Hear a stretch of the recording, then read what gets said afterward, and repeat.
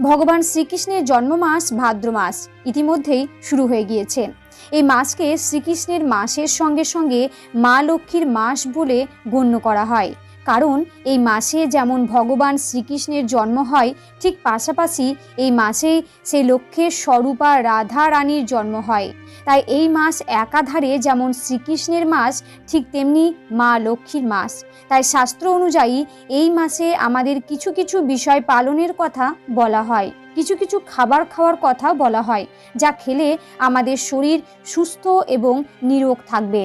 এবং এই ভাদ্র মাসে এমন কিছু বিষয় রয়েছে যা আমাদের সর্বদা এড়িয়ে চলা প্রয়োজন, নচেত এতে পরিবার এবং সংসারের অমঙ্গল হয়। সুধী ভক্তবৃন্দ, আজ এই ভিডিওর মাধ্যমে আপনাদের সামনে আলোচনা করব এই পবিত্র ভাদ্র মাসে আমাদের কোন কোন বিষয়গুলি মেনে চলা প্রয়োজন, কোন খাবার খাওয়া প্রয়োজন এবং কোন